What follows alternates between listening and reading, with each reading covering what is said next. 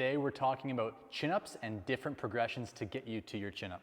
Two basics we're gonna talk about first. Basic one is your body weight, which is you need a pretty good strength to body weight ratio. I hope it makes sense that if you're 100 pounds or 30 pounds overweight, it's gonna be a lot harder, not impossible, but a lot harder to pull your body weight up. A lot of people who might be fairly strong just simply need to lose weight and the chin-ups will come pretty simply. So ask yourself honestly, what's your body weight like? The second basic is, can you hang? Can you do an overhand grip hang? Can you do a mixed hang, an underhand grip hang? Can you do variations of hangs for 20, 30 seconds? But 60 seconds is like you got great grip strength and a good base of simple scapular strength. Provided that you're at a good body weight and you can do some solid hanging from a bar, we're gonna talk about 3 exercises now, kind of 4, that you can use building your general base of strength that will really help launch your progress towards your chin-up, especially if you're newer. If you're very new to training, just hopping up on the bar is probably gonna be a little bit unsuccessful. And so these next movements will lay the foundation for building strength and pulling awareness. The first, very simple, but it's been a staple in strength for years, is a dumbbell row. I'll show you real quick.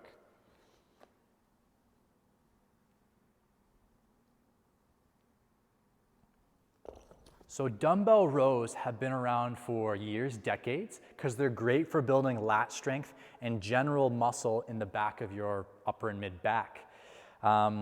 You want to practice this at high reps when you're beginning to build muscle, but over time you want to get towards heavier rows that are quite taxing. A good weight to work up to is 50% of your body weight for about 5 reps. So for example, I'm 180 pounds. I should be able to do a dumbbell row of 90 pounds for about 5 reps. It's not a guarantee and you don't need to have it, but what will happen if you have that ratio is your likelihood to do chin-ups and pull-ups will be much higher because your rowing strength is so high. Again, about 50% of your body weight for about 5 reps, you're doing really good if you can do that. Inverted bar rows are a really great tool because they're body weight, so there's gonna be some application to your body weight chin-up or pull-up. And it's simply a great movement that compounds off of the dumbbell row. So for this movement, you can do it overhand grip. You can also do it underhand grip. The nice thing about the underhand grip is that it has a little bit more bicep and the shoulder position, which actually looks like the chin-up underhand grip position. And so practicing your inverted rows also in an underhand grip position will be a great way to start to train your shoulder blades, biceps, and shoulders of what the position of the chin-up will look like. Overhand is good too, but of course it's a little bit more like a pull-up. You should do both. Over time, you want to lower your bar, of course, and obviously make sure that you're pulling into your rack, not the other way, so you don't fall off. Dumbbell rows, inverted rows, generally getting stronger will help a lot of you get your first or your 5th chin-up. But for some people, it's really good to spend some time doing what we call hanging scapular retractions. That's gonna be hanging from a bar, practicing all different types of grips, and pulling your shoulder blades down and then relaxing. We don't wanna see the elbows bend because when we isolate the elbows, we train our shoulder blades well. So this is specifically gonna work the starting of the pull. It's also gonna help rehab or prehab your shoulder if you're not acclimatized to a lot of hanging type work. So an overhand grip scapular retraction. I'm gonna start in a dead hang, okay? I'm not gonna let my elbows bend as I pull my shoulder blades down. I'm gonna relax and hang as deeply as I can, and then I'm gonna repeat. It's a great idea to pause at the top to release with equal control. If you can do 3 sets of 10 to 20 of these with great control, you're gonna have a very great foundation to then doing chin-ups and pull-ups. The next step, which is a pretty big step, is working on isometric, which means stationary holds above the bar.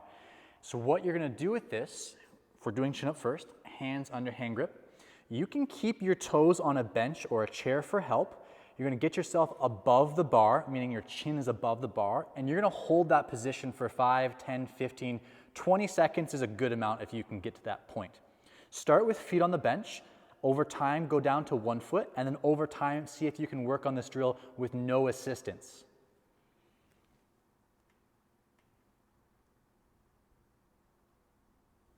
Isometrics for chin-ups are really, really awesome because that's the end of the movement. It's actually the hardest position to get to.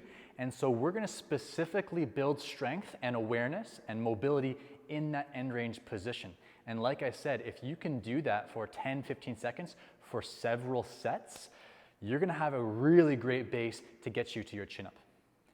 Once your isometric chins are solid, you can work on eccentrics, which is gonna be lowering yourself from the top, okay?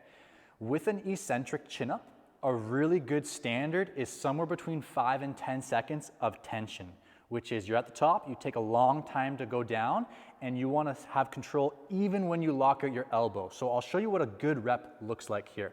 I can jump up as much as I need to. I'm gonna pause, I'm gonna show control. And taking about 5 to 10 seconds, I got the bench here, so I'm gonna bend my knees.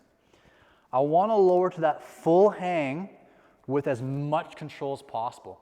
And now you can start to see where all the layers come in, which is I did all my hanging scapular retractions to work on the lower part of the strength.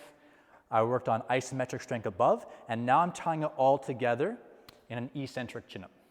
Really quick add-on, kind of a bonus thing. Some people don't talk about this movement, but it's a really great intermediate step. If you're close to your chin-up, eccentrics are kind of easy and you gotta weave them together.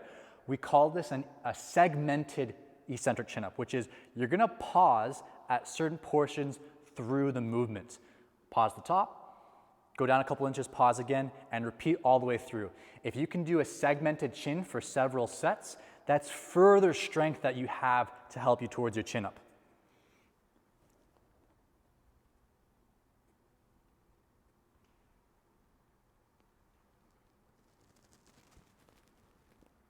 I know all of these drills will help you on your road to your chin-up or to your 5th chin-up if you do them diligently and consistently. If you followed what we've done here, tag us on Instagram, show us a video on TikTok, let us see your results so that we know how you did. Couple last notes though.